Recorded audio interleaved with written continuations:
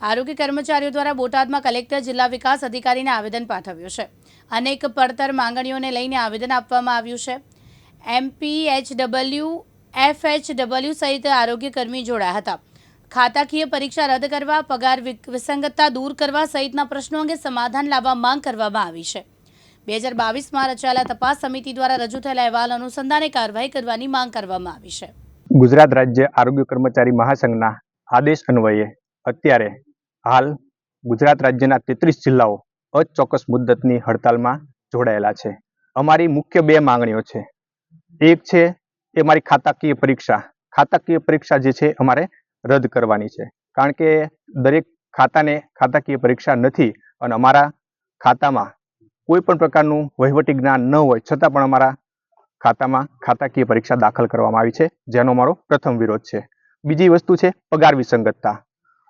આરોગ્ય કર્મચારી મહાસંઘ 2001થી પગાર વિસંગતતા બાબતે લડી રહ્યો છે, જેમાં 2022માં અમે અચોક્કસ મુદતની હડતાલ કરેલી। અચોક્કસ મુદતની હડતાલમાં કમિટીની રચના કરવામાં આવેલી, જેમાં કમિટીએ 23/3/2024ના રોજ પોતાનો અહેવાલ રજૂ કરી દીધેલો છે, છતાં પણ હજુ સુધી સરકારશ્રી તરફથી કોઈ પણ પ્રકારની કાર્યવાહી કરવામાં આવેલ નથી।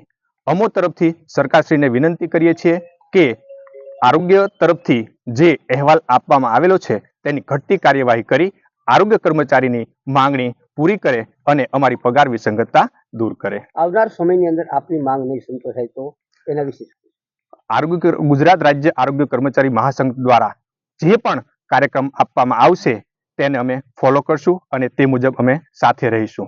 મારું નામ કૈલાસબેન છે, એફએડબલ્યુ ડિસ્ટ્રિક્ટ બોટાદ ટાટમ પીએસમાં ફરજ બજાવું છું અને અમારી મુખ્ય બે માંગણીઓ છે। અમારા બધા કર્મચારીઓને એમપીડબલ્યુ, એફએડબલ્યુ અમારો મુખ્ય મુદ્દો એ છે કે અમને ટેકનિકલમાં સમાવેશ કરે અને એમપીડબલ્યુ અને એફએડબલ્યુને અમને 2800નો ગ્રેડ પે આપે અને એફએચએસ અને એમપીએચએસ ને અમારો 4200નો ગ્રેડ પે આપે।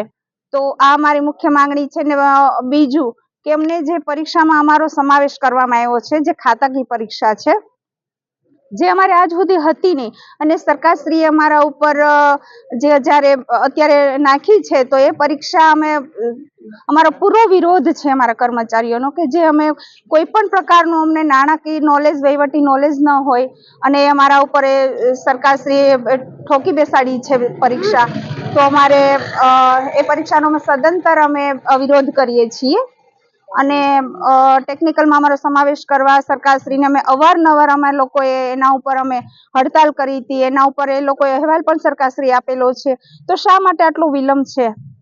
આવનાર સમયની અંદર આપની માંગ નહીં સંતોષવામાં આવે તો એના વિશે અમારું જે ગુજરાત રાજ્ય મહાસંઘ જે આદેશ આપશે, અમે બધા કર્મચારીઓની સાથે જ અમે ઊભા છીએ। જે કાંઈ અમને એનો આદેશ આવશે તો અમે એની હારે અમે એ ફોલો કરશું અને એની જોડે અમે સ્ટેન્ડ બાય છીએ। આ હડતાલથી જે લોકોને, જનતાને કોઈ મુશ્કેલી પડે ખરી? હા, ઘણી બધી મુશ્કેલીઓ પડે। મમતા દિવસ છે, રસીકરણ છે, સગર્ભા બહેનો છે, બાળકો છે, 0 થી 5 વર્ષના બાળકો છે, એનસીડી કામગીરી છે, ડિલિવરી પછીની જે કંઈ ફોલોઅપ લેવાની હોય એ બધી છે, એમાં ઘણો બધો જનતાને મુશ્કેલી પડશે। પોતાભાઈ શેકલિયા, દિવ્યાંગ ન્યૂઝ, બોટાદ।